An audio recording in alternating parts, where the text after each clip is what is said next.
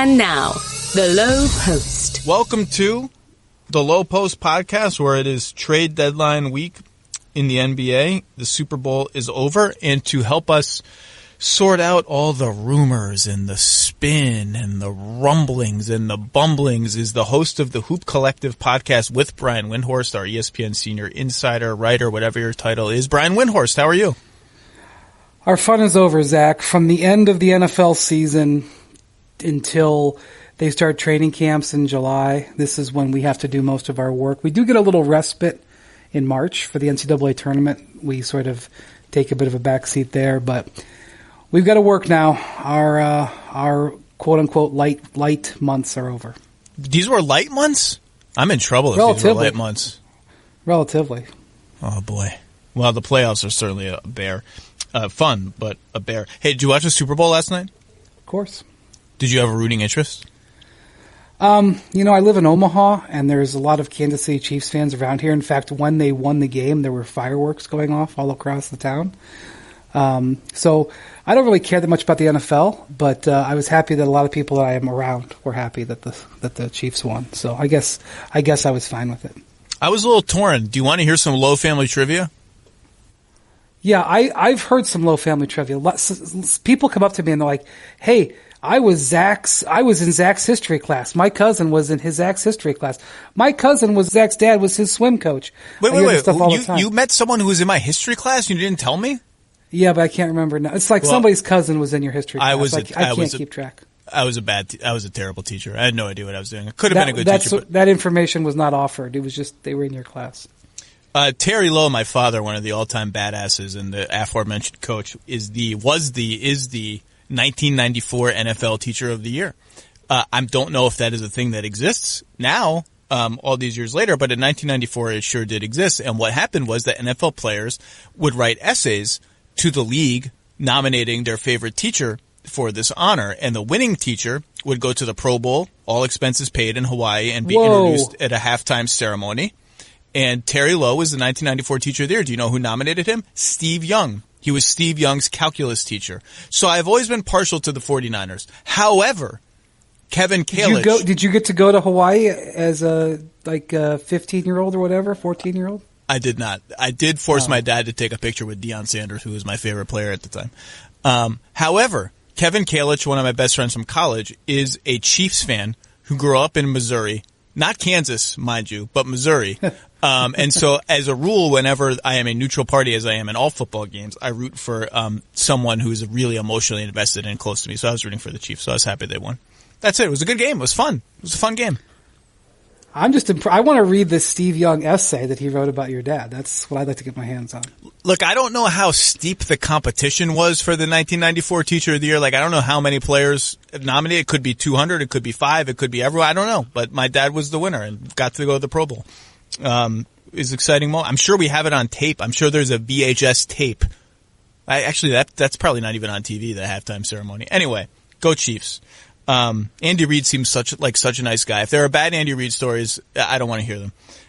Brian Windhorst, I have one introductory question for you. You ready? Okay. Who of the teams that are 2-6 in the Eastern Conference, Toronto, Boston, Miami, Indiana, Philadelphia, who is most interesting to you as a trade deadline operator out of that group? Well, I think Philly will absolutely make a move. They will get any shooter they possibly can. I feel like they don't have much to trade, as you well know and have documented. But the most interesting team to me is the Celtics, because I feel like if Clint Capella is truly available, as Woj says, I was talking with Tim Bontemps about this, who lives in Boston and tracks the Celtics. There's a trade package there that the Celtics could put together. That if they got their hands on Clint Capella, granted he is not Bill Russell, but he would dramatically change their situation against big teams. I would like that for them. They'd have to do it without trading any of their big five. So you'd be talking about, Daniel Tice being in the deal probably, Poirier being in the deal, Romeo Langford maybe being in the deal. and one of their first round picks. I don't think they would give the Memphis pick, but I don't know. You could try to get it. Memphis pick ain't that sexy anymore. That's true. If Houston, I think, as Woj just detailed, they're trying to acquire a wing player, and if that assets helps them get a wing player elsewhere, it's kind of complicated. I'm not saying that would definitely happen, but I gotta believe that Boston is in the mix there. Capella only makes $14.9 this year, which means Boston can get to the math without including Smart, which is the sort of that's the $12 million salary that everyone is throwing around in all these trades. They can get to Tice plus Canner plus whatever, get you there. Canner. I forgot Canner. You'd have to have the Canner in there. And so, and Boston is way below the tax. Like, they have plenty of room to absorb an extra $3-4 million of salary, which most teams do not have. Most of the buyers a lot of buyers and sellers actually are pretty close to the tax in either direction. It's funny because Houston's challenge in dealing Capella is that everyone sees what they're doing, which is, well, we think centers are the most replaceable commodity in the NBA. And even though Clint Capella is really good and he can rim run and block shots and all of that, we think we can get 20 guys who can set screens for James Harden and roll and dunk. So please give us a lot of stuff for this replaceable commodity, the guy that we, you know what I mean? That's their challenge. And Boston is team replaceable commodity. We'll just roll with Daniel Tice. We'll roll with Enes Kanter. Throw in some Robert Williams III who's been injured for a long time. We're good. We'll just do the poo-poo platter center. That's the whole way we built our team. I agree with you, though, that Boston – I haven't heard a lot of Boston noise. The noise I've heard is fringy, like guys you can get for 2 seconds and filler or a really, really, really bad first-round pick. I haven't heard – there was always the Drummond noise. Are they going to get in for Drummond? I don't think so. And so I don't – but I agree they're interesting because, man, they're really good. They're really good, and – when you're really good, your window of being really good ain't always as long as you think it's going to be, right?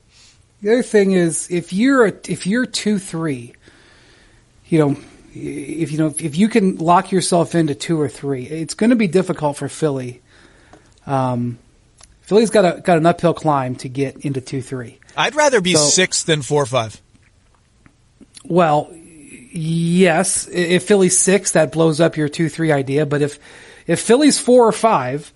And you're if you're Boston and you can solidify 2 or 3, and you don't have to beat, you would face the possibility of avoiding Philly, who is their nemesis. I know they just got a win last week, which was great. But if you whoever wins that between Boston, Miami, and Toronto, whoever gets into 2-3 faces the possibility of not having to beat both Philly and Milwaukee. It's attractive, and I think Boston's got to feel like there's an opportunity. I think they have to sniff. And I think Toronto should too. They've won 11 in a row. I just don't know what they can really do. I don't think they can do a lot. You start throwing OG Anunoby's name in the trade machine, you can get a lot of dudes. I don't think they're going to do that because Masai Ujiri's track record, as aggressive as he can be sometimes, he doesn't throw young players that are that good under cost-controlled contracts with restricted free agency looming in the future. He doesn't throw those guys around loosely. Yeah, well, let me change the verb from can to will. I don't know what they will do. Also, the reality is they're guarding 2021 cap space because Masai, thinks he might have a shot at Giannis. Now, it's a long way off, but Masai's not even under contract himself. But the best way to get a shot at Giannis is beat him in the playoffs this year. Beat the Bucks. Yeah. That's the best way to get a shot at Giannis in 2 years. Well, along those lines, Zach, I would not be surprised if we see Milwaukee do something before Thursday. From what I understand, they're hunting for a bench shooter. They have that Indiana Pacers first that's burning a hole in their pocket. They have some pieces they can trade. John Horst has done some good midseason deals. Last year the George Hill trade really helped them, I felt like. I don't think George Hill has missed a 3 this whole year. I think he's shooting 100% from 3. I know Milwaukee is out there hunting for any sort of shooting that they can get in the second unit. If they can get a first unit player, they'd love it too, but second unit. So I wouldn't be surprised if Milwaukee makes a move before Thursday. I love the Covington fit for them. I think if they can get, Marcus Morris is probably too much of a ball stopper for Bud's taste. But if you could get Marcus Morris in the right role and to have the right mentality, I think he'd be good there. I just like the idea of a combo forward so that they can just get a little bit bigger without shooting or without losing any shooting when they sort of downsize their lineups. They can get a little bit more size. They don't have as many guards like on the floor at the same time. I do have to say though, I like Robert Covington. I think Robert Covington is like a top 10 most overrated player in the NBA. People talk about Robert Covington like he's Bruce Bowen with Kyle Korver's jump shot. And it's like, I'm like, he's good. Like Robert Covington is good. He's gettable. That's why people are talking about him. But people like he's going to swing the championship. Like Robert Covington is good, and his contract is good. There's a lot of like teams are worried about his health and his legs long term. Like he's good, but boy, people talk about him like he's a star. He might be a star role player, I guess. But I like his fit in Milwaukee. I agree that Milwaukee is going to try to do something. I don't know if they'll get there. The other thing with Boston that's sort of like a sneaky thing is I don't know what Gordon Hayward is doing with his player option for next year. It's $34.2 million. That's a lot. Given his injuries, and this year's injuries were sort of fluky and random, he just might take it. But the way he was playing before that first injury when he got hurt in San Antonio in December, I think, or maybe November, the way he was playing, he was the best non-Kemba player on their team before that injury, I think. And you could see a world in which he declined that option to lock in a 4-year whatever mega contract that maybe isn't 34 per year, but is a lot of security for a guy who's had some scary injuries. I don't see a circumstance in which they trade Gordon Hayward, but do you have any intel? Like, what is he doing with that option? I don't know what he's going to do. I feel very confident that he will not be traded.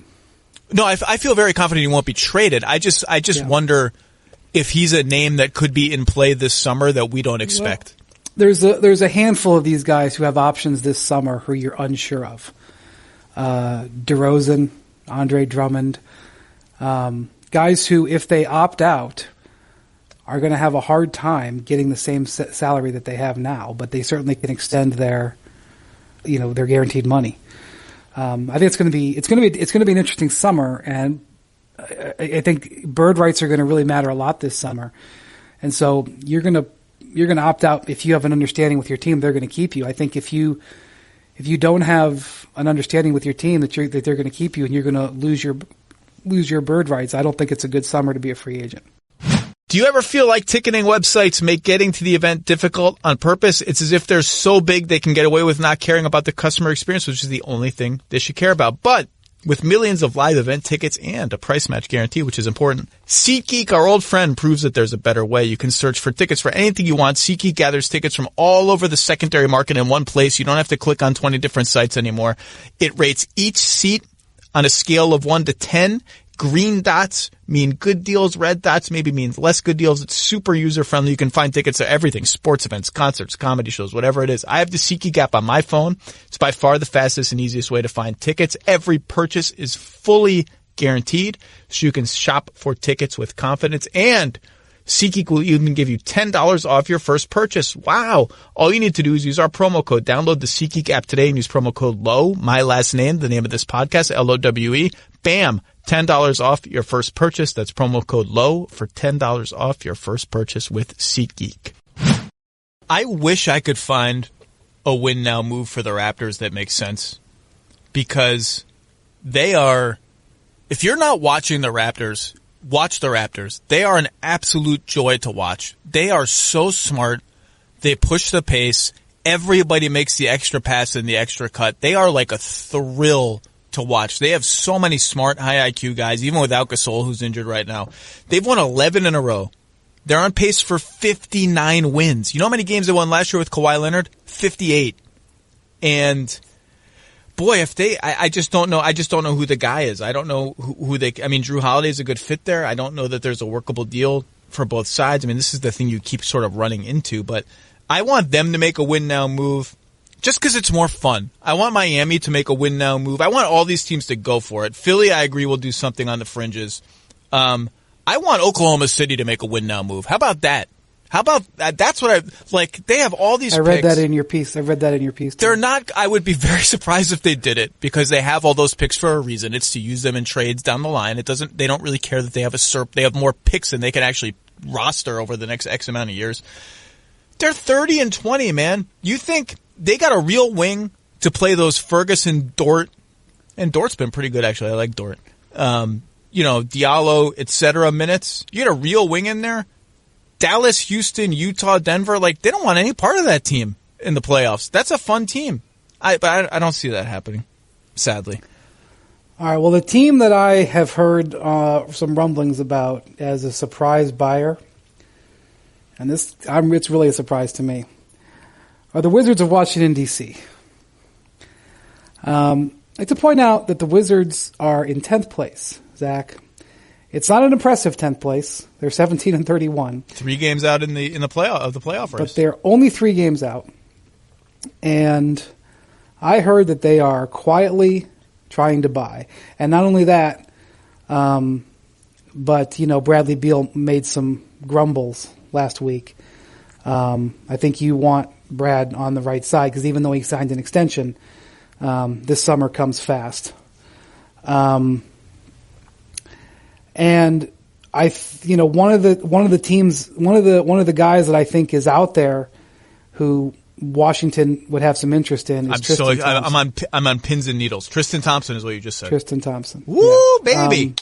And also Washington has they have some second round picks. You remember they took on all those Lakers players. They got a couple of second round picks in that deal. They have a couple of second round picks from the Bulls.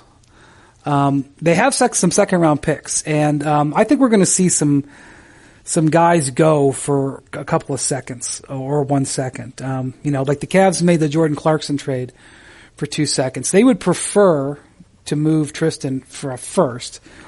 But if we get to Thursday, and there's 2 seconds or something like that, I could see him moving somewhere. I think Washington is in the mix there for that, and I think there's some motivation from the Cavs to cash out Tristan at this point, even though I think if he stays, there's a chance he could resign. This is what's happening right now with 72 hours left. Teams with players on the Tristan Thompson, Jay Crowder level, and I think you can probably throw Andre Drummond into this, even though he's a bigger name than those guys, are asking for good firsts in exchange for them. And teams chasing better players than that or more coveted players than that are trying to get those players with bad firsts. Like Marcus Morris will give you a bad first. Davis Bertans will give you a bad first. And in the next 72 hours, the latter sort of team will either increase its offer to the point that they can get said players, or the former sort of team, the team with Tristan Thompson and Crowder, will deflate their offers to the point that you're talking about so they can sell those players. And that's like what these next 72 hours are about. Tristan Thompson in Washington is interesting. They have Jan Mahinmi, who's actually been somewhat okay for them. He's shooting threes now. Thomas Bryant just got back from injury. Mo Wagner was sensational to start the season before getting injured. Literally one of the best offensive players in the league per minute. But Tristan Thompson would help them. And you're right that the Beal thing is looming, right? Like, this is why you won't see Davis Bertans traded for a 2023 first-round pick, because Bradley Beal doesn't care about that. Bradley Beal needs to get better now, or else that situation could go sideways on them. So that's interesting to me. Tristan Thompson, huh? I like it. I think the Cavs are going to absolutely test the total and complete market for Tristan. They will always back it up with, we don't have to trade him. We feel like we can extend him or even re-sign him in the summer. But, they, of course, would never admit they would only trade him for a second or, maybe even a really good single second, depending on what it is. Well, you get a choice, right? Do you do that? Or do you do you lose the guy for nothing? Now, Detroit isn't totally boxed in with Drummond in that regard, because he could just be on their team next year, and like that could be acceptable to them. But you mentioned on your podcast this morning, you've heard some Drummond noise with a contender out west, which didn't shock me, but is somewhat interesting. So I have heard that the Clippers are really, I know that the Clippers have been tied to ball handlers, they've been tied to combo forwards and wings. But I hear that they're looking for a center, that they're worried about Zubac, even though they like Zubac, that they're worried about, a series against Utah or Denver, and even to a certain extent against the Lakers, but Utah or Denver, where they'd really need, a true big to they'd need him for 30 minutes. They couldn't get away with, Montrezl Harrell would be a little bit, compromised to a certain extent. So, I hear they're searching for bigs, and if the price is right on Drummond, they have their first round pick that is, as you pointed out, they can't trade another first at all except for this year's. The world will be underwater by the time they can trade another first round pick. It's all that's over possibly true. Yeah. So, and I don't think, the 26th or 25th pick in this draft is going to materially change their position. So it's kind of burning a hole in their pocket to use it. And, they have some pieces that they could trade. The challenge would be, you potentially get Drummond cheap. The challenge would be, it'd be a multiplayer trade. You'd have to put together 3 salaries. Yeah, he makes mucho dinero. This is one of the things about the trade machine that, is a flaw in my mind. I see people constructing these trades. You have to pay attention to roster spots. You can't make a 5-for-1 trade or, a 4-for-2 trade if the roster spots aren't available. And yes, if a team's motivated enough, it can happen. You can cut players, you can send players elsewhere. Cleveland is a team that has 2 roster spots right now that would be glad to be compensated to take a player or 2 off of your hands. But I would watch any center of any quality. If they're on the market, if it's a true 5, I would think that the Clippers would be sniffing around based on what I hear. I think Drummond's in that class. I think Tristan Thompson potentially is in that class, although he's not the classic big that you'd like, but he's a switchy big who's terrific offensive rebounder, has a history of playing great in the postseason. I'd watch the Clippers and centers. I don't necessarily think that they could pull off a Drummond move, but Drummond would be the best guy that fits what they're looking for. And, again, it would take, Mo Harkless and Jermichael Green potentially, or Patrick Patterson, and you might have to include Zubac in that deal in addition to a pick. So, but I would just watch the Clippers, and bigs, because I think that's one of the things that they're concerned about as they look at potential matchups in the West. Yeah, it's interesting. I know they're concerned a little bit about Harrell's rebounding. Their rebounding really falls off a cliff when he's in the game. And Zoo is good. Zubac is good. He has great pick and roll chemistry with Kawhi, and they know that. And I think that will weigh on their decision a little bit. They to me were the biggest lock in the league to do something.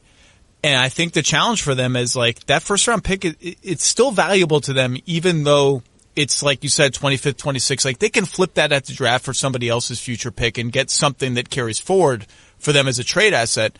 But I do think I would put it this way. I think they're half a player away from being the best team in the NBA. I mean, I picked them to make the finals as is, so I don't know necessarily that. Me too. They really need to do something, but just they don't need a huge thing, but I just feel like I don't know what I exactly mean by half a player, but it's a little bit of everything, a little bit of ball handling, another tweener forward who's better than the Patterson, Jermichael Green, Mo Harkless, Poo Platter, someone to play 6 of those minutes, someone who can get they just need a little of everything, and it's just half a guy. I don't know if Drummond's the guy.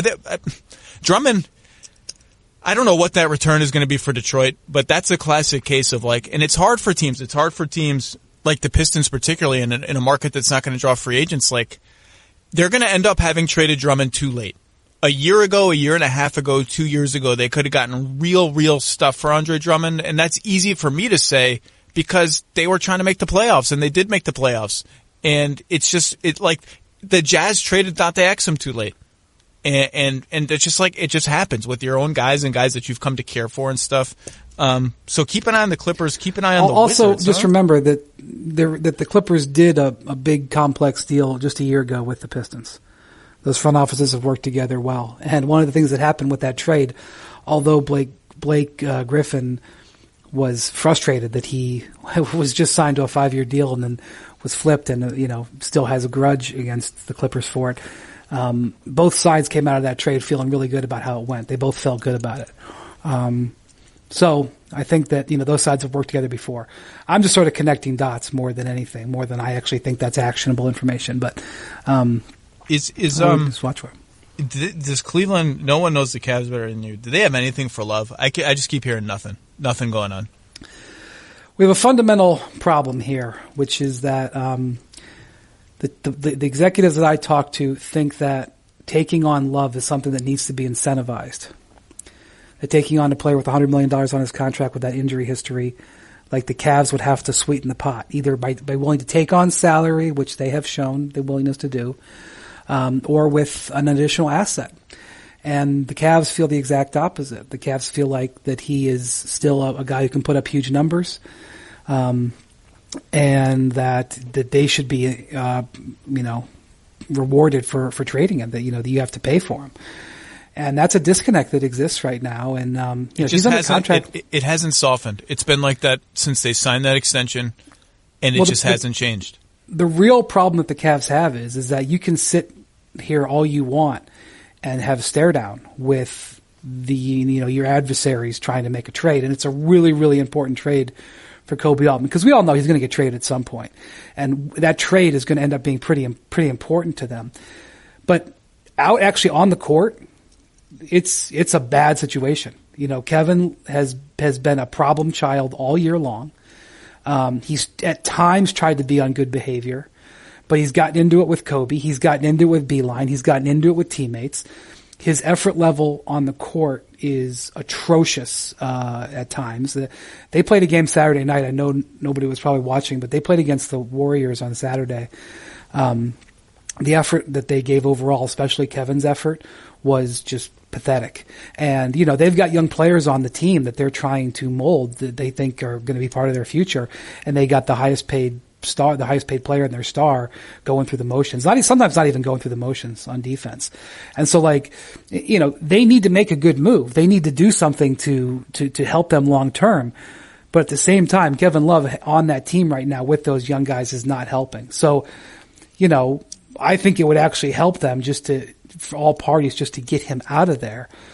But I don't sense that they're going to do it just to make. I mean, he's just short of wearing a shirt to a game that says "Trade me." He's done everything but that in this effort. The Chris Morris on his shoes, right? Wasn't it Chris Morris who wrote "Trade me" on his shoes? I don't remember that, but I have a vague recollection that somebody did that. Anyone who travels frequently knows how tiring it can be. Whether you're on business or on vacation, a 5-Hour Energy shot can help you stay alert and energized wherever you may be headed. 5-Hour Energy helps you get through your crazy on-the-go life. It is 0 sugar, 4 calories. 4? How do you just get exactly 4 calories? I don't know. In a convenient portable size, it's the perfect pick-me-up for busy, hardworking people. And now it comes in 2 great extra-strength tropical tastes. Strawberry banana and tropical burst. Ooh, they're delicious and can take you to a tropical on-the-go experience. Try them both and go online to 5hourenergy.com. That's with the number 5, not the word. And use the code LOWE, L-O-W-E, the name of this podcast, to receive a one-time offer of 10% off your order. Go to shop5hourenergy.com. Shop5hourenergy.com with the number 5 and use the promo code LOWE to receive a one-time offer of 10%. 5-Hour Energy, energy on the go. Let's talk about, I'm going to throw some random, I don't know what's going on here, teams and players, and we can just sort of have fun with it. I don't know what's going on with the Phoenix Suns. Do you? Are they a buyer or a seller? I mean, they're not completely out of it. They're in 12th or 11th. To me, the way the Blazers are playing, I would bet that they would overtake the Grizzlies. But the Pelicans are hot. Blazers, Spurs, Grizz is going to be a fun 3-team race for the rest of the season. Yeah, and New Orleans. And New Orleans is coming. That's right. I'll tell you, Zion is everything everyone said he was. That when he gets the ball on the left block and he spins baseline, he is gone before his defender even knows what in the hell just happened. And if he misses, his second jump is so fast. Like, he's going so fast, I'm not sure he's fully, in control of it. Rarely do you see a guy who has an insane first step and an insane second jump. That dude is ridiculous. He's been awesome, even though it's very clear he's a little bit overwhelmed with everything being thrown at him. The tragedy that we had in the NBA, in the country last week, obscured what was a phenomenal first 5 games for Zion. Nobody had the ability to even pay attention to it, but Zion was great. And even like yesterday, they played in Houston, and even though they lost that game, Zion had like 3 or 4 jaw-dropping plays. So if you're Phoenix, can you win that race? I mean, I'm kind of like, if they wanted to, I can tell you the answer is no, you can't. Right. But I don't know if if they could sell Aaron Baines for a nice piece if they wanted. I mean, that's a guy that the Clippers, I'm sure, would be very interested in. He's a very good player. Aaron Baines, if he's healthy, Aaron Baines helps you win basketball games, and he'd be great. He'd be great for the Clippers. I don't know. Kevin Pelton noted today in his piece on Drummond, he is one of those guys who may not blow you away with his rebounding totals, but he's boxing out like 8 dudes at the same time, so everyone else can go get rebounds. Can shoot threes. Great, type of guy that you would feel good about trading for because he's not going to come in and rock the boat. Total workmanlike, defends, shoots threes. I don't know. Let's talk about the Pelicans. Forget the Suns. I don't know what the Suns are going to do, and we can talk about it in this context. But I don't really know what's going to happen with Drew Holiday. He's the sexiest name that is allegedly on the market. I just can't tell how much on the market he actually is, and it's interesting from this perspective. I like this Pelicans team. They start Lonzo, Drew, Ingram, Zion, Favors. And then they play Zion some at center, and they play him some with Melly. But you would think that lineup is a little bit low on shooting, but Lonzo's shooting it better now. Ingram's had an amazing shooting season. And there's so much ball handling and IQ on the floor at the same time. And already it's very clear that Zion's feel and passing is the most underrated part of his game in terms of there was not a lot of hype about that, and he's already very good at that. And I feel the way about his passing the way I did about Ben Simmons' defense. When I first saw Ben Simmons playing the NBA, I was like, oh my God, this guy's a monster defensively. Nobody told me that. I like the way they play, and Drew Holiday fits all that. He's another ball handler. He's not overtaxed handling the ball with this group. On the other hand, all those guys are young. They're all on the upswing. How much do you really lose this season if you trade Drew Holiday and in return you get like a league average shooting guard? The name I just made up was Gary Harris. You're like half a win?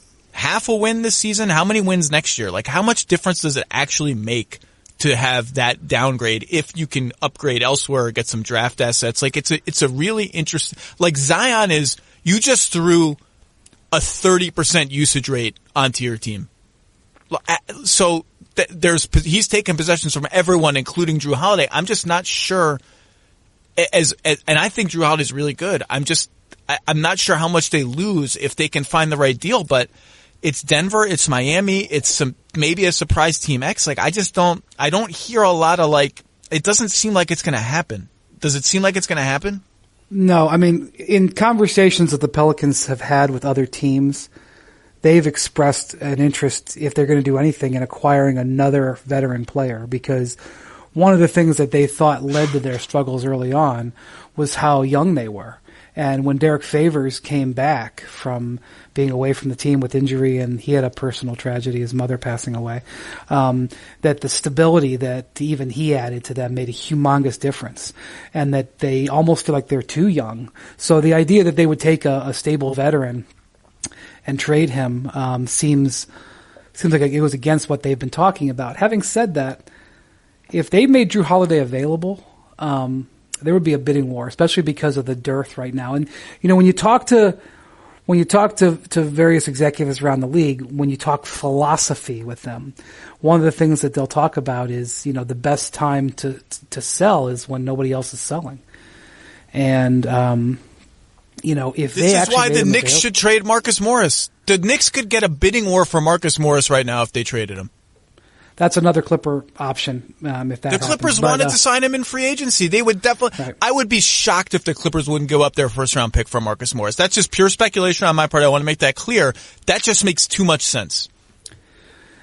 Yeah. So if they actually made Holiday available, I think Miami would be bidding. I think Denver would be bidding. I think there's. But what is Miami bidding? I don't think they're bidding Hero. I don't see it. Do you see it? Hero's the piece that swings it like, okay, you're in the conversation now. I guess, but if I'm Miami and I traded for Drew Holiday by Thursday, I'm thinking I have a chance to win the East this year. So, let's just, here's the thing. I'm always going to be partial to Drew. By the way, I would not trade him. You made a case in your column today about from an asset standpoint. I would. I would if I can get this. If I can get plug and play replacement who's worse than Drew Holiday and 2 to 3 future assets. So like Malik Beasley to me is not a future asset because I'm going to have to pay him a lot of money. 1 first round pick plus Malik Beasley does not interest me. If I can get, Denver doesn't have a player who fits the bill, but just let's say. Well, yes, they do. Yes, they do. They're not trading Michael Porter Jr. It's not worth saying. Okay, well, you're not getting Drew. This is what I would say. Well, Michael Porter Jr. by himself, I'm doing the trade in a millisecond if I'm New Orleans. Just that right. plus. But that trade's not. As you said, that trade's not available. If I can get like 2 unprotected first round picks and a plug and play player that I feel okay giving minutes to in Drew's place, I think I'd do that if I'm New Orleans. It's not an easy decision. I love Drew Holiday. I wrote a big, huge profile of Drew Holiday last year. I think he's a fantastic human being and a great player. It's not an easy decision. I just think that's what I would do. That's all. Okay, so here's what I'd say. I covered part of the games in the series 2 years ago when New Orleans swept the Blazers in the first round. And I saw Drew Holiday at his absolute peak, shutting down to a certain, as much as you can shut down Dame Lillard. Okay, I would never want to lose that player unless he obviously will age out at some point. But I want that player on my team. I think that you're talking about maybe replacing him with you use the Gary Harris. Gary Harris can't do that. So if I wanted to be a contender in the next year or two, and I think New Orleans has big aspirations for next season, I don't think he's as easily replaceable. And if I'm New Orleans, I already have assets and picks and stuff coming, from the Lakers. It's fair. I said, it's a hard decision. It is interesting you bringing up that series because that series was 4 games. It has really changed the perception of Drew Holiday around the league. And we haven't quite seen that guy since that series, but the playoffs just resonate, and I think rightfully so. The stage is bigger. The games matter much more. I was at the games in Portland. They finished very, very strong that year. The place was absolutely rocking, as you know Portland can get. I've been to 4 playoff games in Portland the last 2 years. They lost all 4 of them because I was at the Western Conference Finals last year. But it was a jaw-dropping performance by Drew Holiday in that series. Did it leave you agog? I was a gawking at those games. If I was Denver, I've said this before, and I'll just reiterate it. I'll see if you agree with me because you pretty much said the exact opposite in your column today. Ooh, good. If I'm Denver, I'm looking at the lay of the land, and I see the Clippers and Lakers. I think the Clippers and Lakers will both be stronger a year from now. You give the Lakers their exceptions this summer. You give them a chance to sign more minimum guys who want to join that team. The chemistry there looks great. It looks like a place you want to go. I think that, depending on how much gas is left in LeBron's tank, I suspect the Lakers will be better a year from now. I also expect the Clippers to be better a year from now. They will retrofit a little bit. You give them another cycle. They have a great front office. You're going to get Kawhi a chance to get Paul George more settled. I think both of those teams are better a year from now. I think if you're gonna take it from one of them this year, or if you're gonna take it from one of them, it's gonna be now. It's gonna be this year. And if I'm Denver, and I know that that I'm gonna lose potentially 2 or 3 guys off my roster because I just can't afford them. They're gonna be free agents, and I just can't afford them. I sense that the time is now. Ooh. You go now. The problem is for them, they have nobody to. There's nobody to go trade for. So if Drew Holiday became available, I would seriously consider trading Michael Porter for him. And I mean, people in Denver would slap me across the face for saying that. I would not. But it's fun that we disagree. I would definitely not. Unless, well, you know what? The one wild card is, if I'm Denver, I've got the health dossier, and I know more about his health than any team in the league. I've presumably put hundreds of man hours and expertise into studying it and projecting it long term. That's the only thing that could. But right now, what he's doing on the court, I'm an absolute no on that. So here's the thing. I had a really important conversation with Masai Ujiri, and it was off the record, so I don't want to say too much about this. But this was last year during the playoffs, but one of the things that Masai said was, one of the things I had to learn in my career as general manager is how much talent and what you need to win. And I went into playoff seasons in the past thinking that I had a team that was a championship team, and I didn't understand that I didn't. And if you look at what Masai did last year, he showed his experience. He was like, I know I got these guys, but you know what? I'm going to go get Marc Gasol because I think I can win it this year. I need to win it this year. I have this window, and I'm going to go do it right now. And he did it. And I think Denver, and because the point that you make in your column today is, Jamal Murray's 22, Jokic is maybe not even in his prime, maybe just beginning his prime. You shouldn't feel a sense of urgency. I look at it completely opposite. I look at it as, this is a transition year for the league. We're going to see probably a new champion this year, although maybe I shouldn't rule the Raptors out. Yeah, I'm telling you. It's a transition year. Don't rule it out. So if Drew Holiday became available and I was Pat Riley and I was like, you know what? We can beat Milwaukee if we get Drew Holiday. They're one of the teams that have won in Milwaukee this year. So that's the only thing I would say is, I think that if they actually made Drew available, the bidding war would be so hot amongst these teams who feel like this could be our year. I don't think he's unavailable. Well, I will say this. I know David Griffin. I covered him in the Cleveland years very closely. David Griffin has a saying, and it's on one hand it sounds kind of strange, but no player is ever untradeable. Now he may have said that about LeBron, and he probably might say that about Zion right now. But Griff never ever wants to be accused, like Chris Paul accused Daryl Morey of lying to him about availability. Griff will openly say everybody is tradable. I'm not going to there's no sacred cows. I'm not going to promise you that I won't trade you. But his answer is the same every single day of the year. And so he doesn't hem himself in. So, if you're asking me whether Drew Holiday is available, knowing David Griffin, I would say he would never say that he wouldn't be. But I just, if I were Denver, I would be absolutely hunting for big fish. And I don't, look, their ownership plays a role. They're limited by the amount that they can spend. The tax dollars are important there. They have paid the tax before, but it's not something that's done lightly there. There's a lot of other factors than just that. But looking at the lay of the land, if I was Denver, I would be trying to hunt, because this is my year. Let me say this loudly and clearly. I am only speculating, okay? Only speculating. If Denver called David Griffin right now and said, we'll give you Michael Porter for Drew Holiday, I think that deal gets done fast. If Denver called David Griffin right now and said, we won't give you Michael Porter, but we'll give you Gary Harris, something else, and 3 unprotected first-round picks, I think they're not only in the door, I think they've kicked the door down. They are the one who knocks. They have a real chance to get Drew Holiday. If Miami called and said, we'll give you, well, Miami just doesn't have the same kind of pick equity with all the picks they have out the door. But if Tyler Hero, Bam is not getting traded. If they said, we'll give you Tyler Hero, every pick we could possibly have, I'm not sure how many that is. It might only be 1. Plus, Griff would really just have to love Justice Winslow. You have to have faith that you can get him healthy and sort of get him back along the career path he showed. I think you can get in the door. That's all I'm saying. Well, I'm sure that Michael Porter is not on the table, but I'm saying it to make a point. Denver today, A plan executed today is more valuable than the greatest plan in the history of the world tomorrow.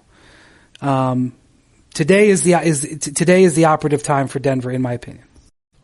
They say the best offense is a good defense. They do say that. And that's especially true when it comes to the fuel you put in your car. It's time to help keep your engine running like new. Shell V-Power Nitro Plus Premium Gasoline is engineered to defend against 4 main engine threats, the big 4: gunk, wear, corrosion, and friction. It's Shell's most advanced fuel ever, protecting your engine like Rudy Gobert protects the rim for the Utah Jazz. How about that? Like rim protectors, not all premium fuels are the same. Now that's fuel for thought. And if you're a Fuel Rewards member, you save at least 5 cents per gallon on every fill up with gold status. That can add up. Not a member? Download the Fuel Rewards app or go to fuelrewards.com to join and never pay full price for gas again in engines that continuously use Shell V-Power Nitro Plus Premium Gasoline. Let's go around a little bit. Another team, we shortchanged Phoenix. That's fine. I don't think Phoenix is going to do anything crazy.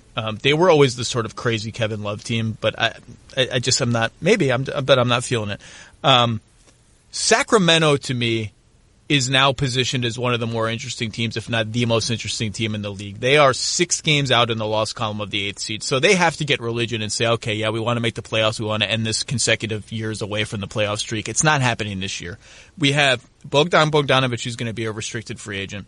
We have a lot of guys. I thought Nemanja Bjelica would be the biggest no-brainer trade candidate in the whole league this year because Harrison Barnes is a 4. Bjelica is a 4, although they're playing him at center now and then. Bagley, I thought they were going to give some minutes at the 4. Now he's been injured most of the year, and they've played him mostly at the 5 his last healthy stint. So the logjam hasn't been quite as severe. But between Bogdanovic and Bjelica, and I think Harry Giles is available if anyone cares. I just think they have a lot of guys. Any feel for what they do? I think Bogdanovic is just going to come to the wire. I think it's just going to require, here are the deals, here's what's on the table. Is it worth it to us? I'll tell you what. Maybe it doesn't matter. It didn't matter. I find it hard to believe that the Serbian GM is going to trade maybe the best young Serbian player. Serbian, at least. They're both player. Serbian. Bailey's Serbian too. No, I'm talking about. I know who you're talking about. I mean, obviously, Jokic, the best young Serbian player, but certainly the best young perimeter Serbian player. I just find it hard to believe he's going to let him go. You got to wonder if they have buyer's remorse on the Buddy Hield extension. The Buddy Hield coming off the bench thing is very strange. Everything there this season has, starting with the 0-5 stretch, has been very strange. I know he's restricted, but Bogdan does not want to be a reserve. He does not want to be a reserve, and he doesn't want to be paid like a reserve. And so, in addition to the fact that how it helps their team, I think he wants to start. He's very motivated. I learned a lot about him in China last year. He was terrific. He was one of the best players in that tournament, and he was the first one there, last one to leave. Really hard worker. I like his makeup. I don't know what his ceiling is. He's also 27. I say he's young. I guess he's not even really that young. I don't know how much better he can get. I think, paying him thinking he's going to get a lot better may be a risk. But, I think he's a pretty interesting piece. If Philly could ever get him, well, that's a huge problem. He would be great for them. He'd be great for the Lakers. I mean, he'd be great for a lot of teams. I don't have a feel for what they're going to do. And I think part of it is that they have as you said, this is a tough decision. He's really good. He's in the prime of his career. Dedmon's obviously not been a great fit. That'd be another option if the Clippers decide to go for a center. Dedmon is a guy they could probably get their hands on. I don't know if that's the greatest fit, but have you heard? Here's a name I want to throw at you. Let's start. Have you heard anything about the Spurs? DeRozan, Aldridge. It seems like they're just going to ride it out. I've heard zip. I've heard nothing. Yeah, the Spurs don't make midseason moves. I think if one of them was available, I think that's a type of move that the Heat would be interested in, because that would be an upgrade, either DeRozan or Aldridge would be an upgrade for them, and most importantly, it does not affect 2021 cap space when the Heat are harboring plans for their next world-conquering domination. I don't know how that trade would work. I mean, obviously the Heat have some bad contracts that they would like to include. Obviously, they would, add picks or young players. But if those guys were available, I think Miami would be interested. It would be an upgrade. It would be, can you imagine? I mean, Myers Leonard's been pretty good this year, but can you imagine them putting LaMarcus Aldridge in as their starting four? Yeah, and Bam can guard everybody. Bam, you don't have to worry about Bam's a center. Right. Bam can guard whoever you want on defense. But again, that's just me putting pieces together. That's not me having actually heard that. But no, the Spurs don't typically make moves midseason. The only reason that the DeRozan thing is, he could opt out and leave for nothing, and that's not an ideal situation no matter who you are. That could be a little bit of a game of chicken as well. So I don't know. The only reason I brought them up is because I went through this exercise again this morning for one last time. I went through who's a win now guy that we're just not seeing? Who's a guy, and so that implies probably on a bad team. And part of the interesting thing about this trade deadline is that several bad teams are not operating like sellers, like bad teams. Like Atlanta's not really operating that way, and in New York, Charlotte is. Washington, you mentioned, might be a buyer. Chicago, who knows? Yeah. So I went through and I'm like, I just want to look at all the rosters one more time. Who's a win now move that maybe is out there that we don't realize? I just couldn't find. We've talked about most of them, but here, I want to throw a name at you because this team is like a black box to me. Have you heard the name Zach LaVine anywhere? No. I know teams have I've heard that if there's anything that the Bulls are going to do, I think Denzel Valentine, who actually is not a bad shooter from the perimeter. Also has the goofiest, most effective floater in the NBA. I know teams have called the Bulls about Zach LaVine recently. Good teams. The Bulls typically throw the phone out the window when people call about Zach LaVine. Just don't even bother. I assume that is still their stance, in part because Wendell Carter Jr. is injured, Markkanen's injured, Porter's injured. You traded Jimmy Butler in a defining pivot of your franchise in the 3 years ago now. If you trade Zach LaVine for picks, that's a hard sell for your fans, especially after you've now promoted Zach LaVine's All-Star candidacy. Can we stop for a second?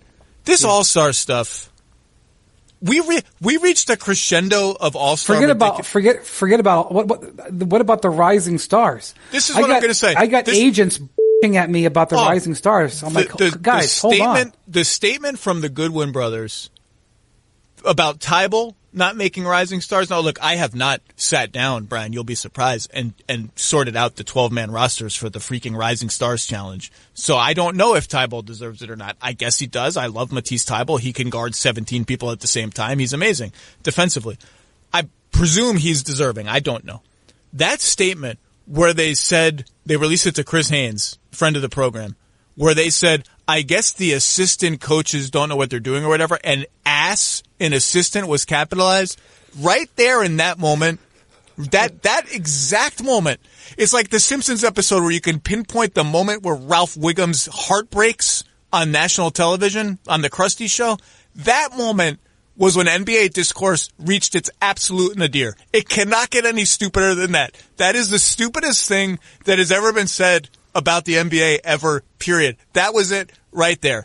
And the other thing I will say is, I don't know how you feel about this. Everyone, first of all, every game, that Thursday night, I watched the Wizards game. I don't know if I watched the Bulls game. The Wizards game was 3 straight hours of PR for Bradley Beal. How ridiculous it was that Bradley Beal didn't make the All-Star game. That was the whole game. The game did not, they might as not even as well not talked about the game.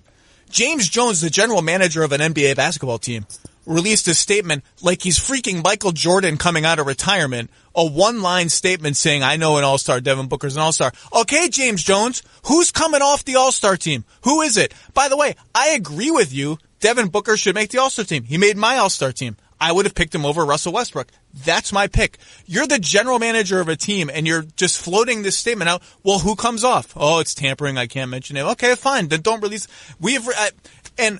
I wonder how you feel about this, Wendy. All of this stuff is then transitioned to, well, I think the All-Star team should be 15 names. And I get that. Like, it really does hurt to leave these guys off. How about we just start with 13? I mean, really, because 13 players are active in every NBA game.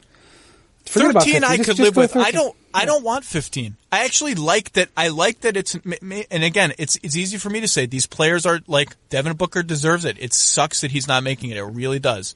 The Rising Stars Challenge, you could put 50 guys on that. I don't care. I kind of like that it's an exercise that makes me make tough decisions.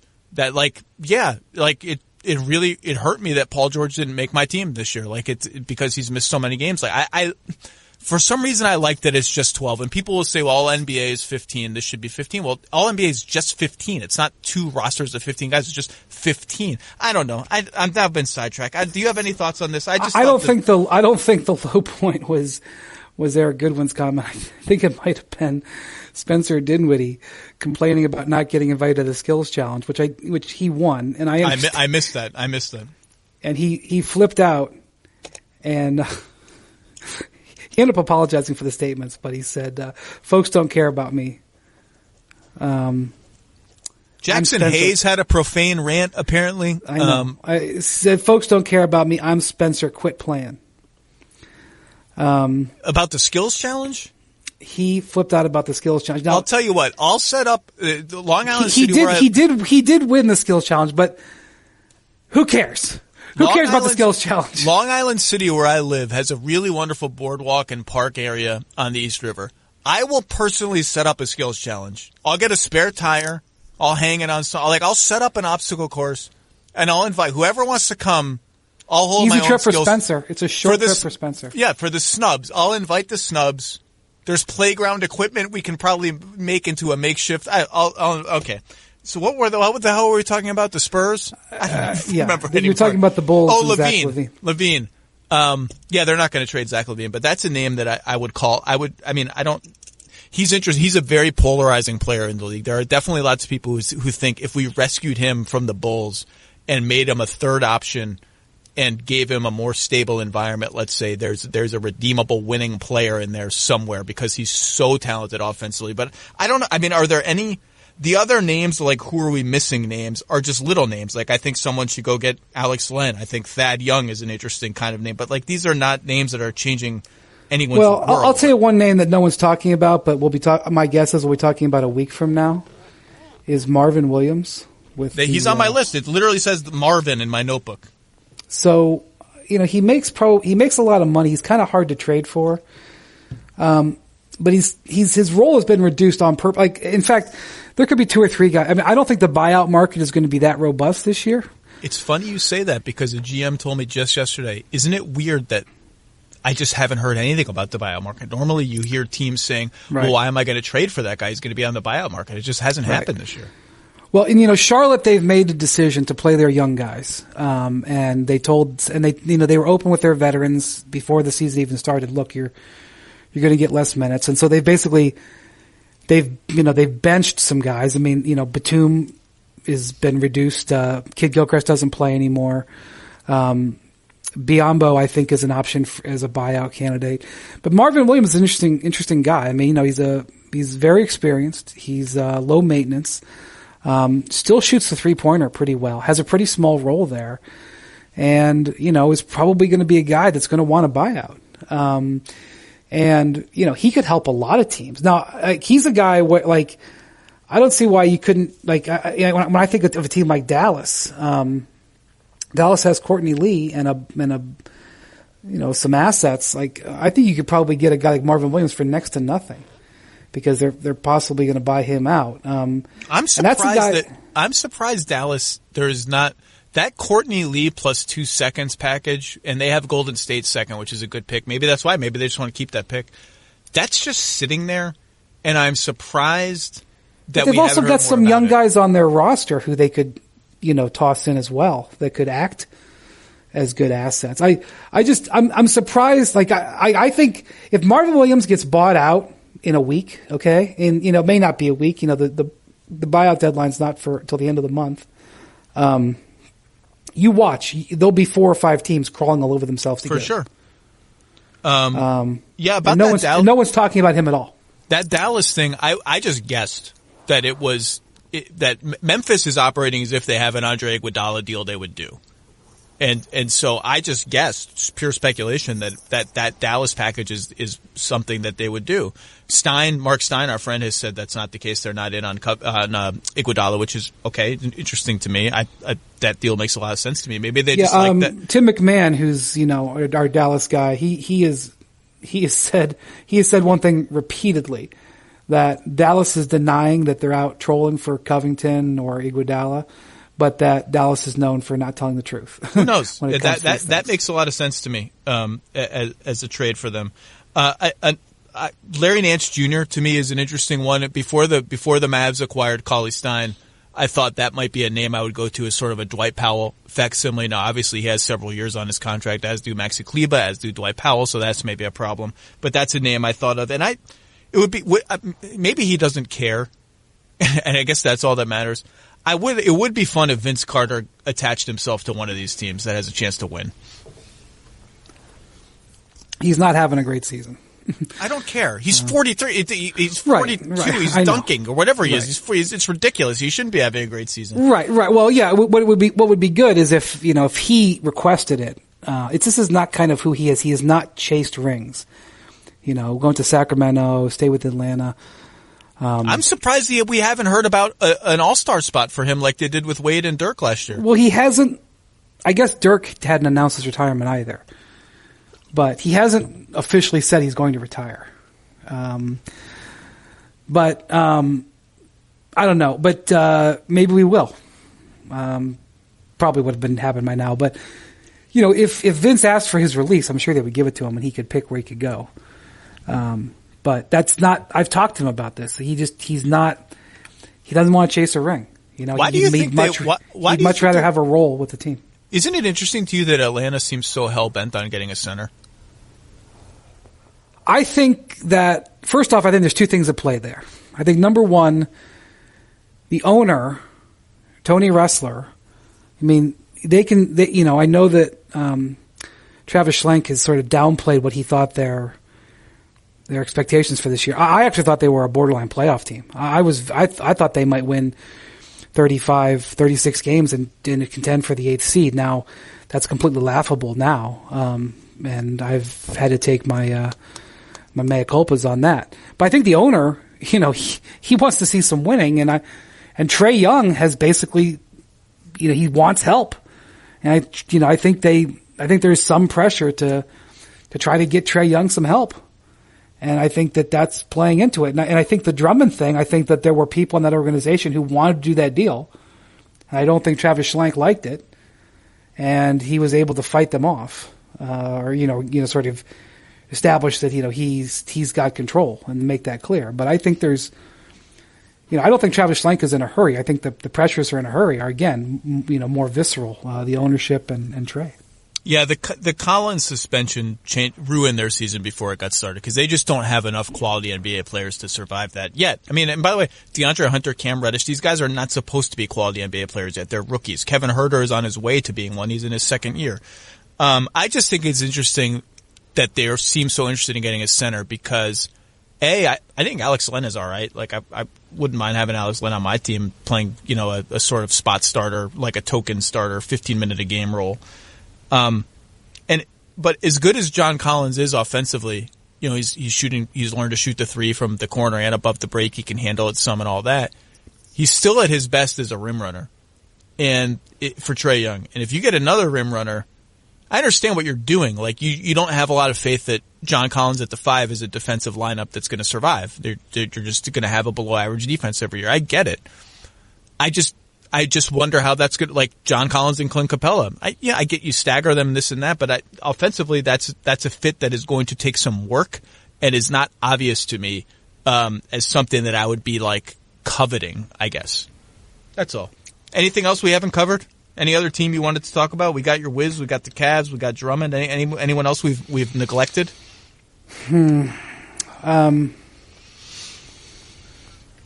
don't think so. I 10 days ago, a week ago, I would have thought this was going to be a pretty dead deadline. Maybe it's just the nature of the calendar, but now I'm swimming more to I think that there will be moderate action.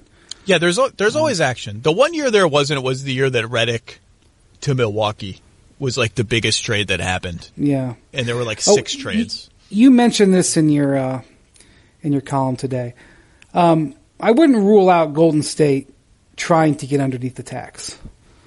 The Willie Cauley-Stein trade opened the door for it, and people have pushed me off on this, saying, "Oh, they're making tons of money. Don't worry about it." And I'm like, well, here's the thing.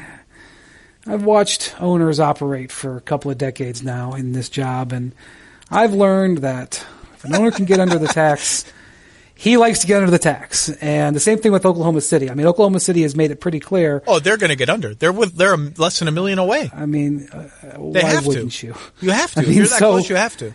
So I would just say that, I mean, they're not going to go all out and do crazy stuff to get there, but it wouldn't surprise me if, at 3:25 Eastern, we think that the deadline's over, and then that one of those last deals comes out, and it's, all of a sudden there's money dumping that went on.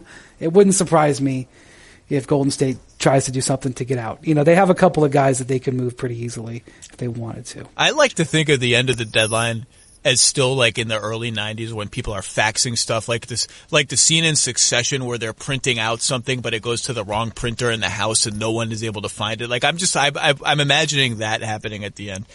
Windy, are we going to see you in LA? Are you going to be in LA for the jump for the trade? Where are we going to see you? Yeah, I'm going to LA tomorrow, and we have a 3-hour trade deadline special.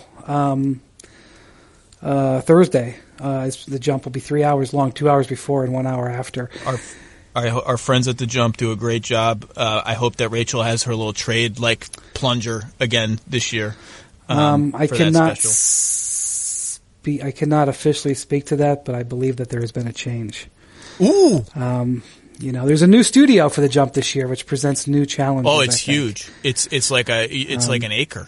It's the old NBA Countdown studio. The NBA Countdown now goes out of New York, and then Rachel does. Paul Pierce has floated an idea because there are chairs and couches there. Have you heard Paul Pierce's idea for what they should do with that set? No. He wants to construct what he would call the Truth Lounge and have an open bar, and people can come hang out and drink while the jump is going on, and, or after. And I think that's a great idea, the Truth Lounge. People would pay to come to the Truth Lounge. Well, there's a regulation hoop in there now, okay? Yeah. And whenever Scottie Pippen is on the show, like it used to be, that, the last half hour before the show, I would sit in the green room with Scotty and shoot the bleep, on this. But Scotty will not be found. Scotty is out there shooting pre-show. He's like out there legitimately putting up 3-pointers. And, sometimes getting a sweat in. Sometimes they gotta towel him down before the show. And it's funny, like there was actually like this, I have no idea what things cost, but there was this gigantic, LED screen that, probably was $50,000 or something that was underneath the basket because, as the studio was set up, they wanted to be able to use the colors of that screen and everything. And they ended up taking that screen out because they were afraid that a ball would go through and hit the screen and break it. So like it's now like, and we got, for the jump, we got a bunch of Hall of Famers running around there. One day it's Paul Pierce, one day it's, T-Mac, another day it's Scottie Pippen.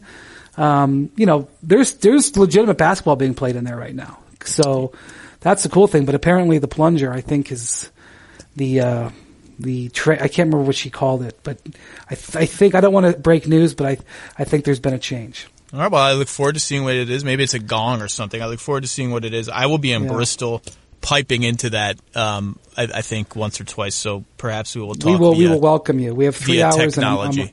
I hope there's going to be a bunch of trades to talk about. But in the event that there isn't, we will be glad to have you on to give your analysis of this upcoming summer because I'm afraid that might happen. But hopefully there will be some action. Wendy, listen to the Hoop Collective. He and Tim Bontemps, and who else was on that this morning? Bobby Marks did a trade deadline preview much like this one. Listen to that. Listen to all the Hoop Collective podcasts. Read everything Wendy writes. Wendy, thank you very much for your time, and I will see you soon. Thanks, Zach. Okay, take care.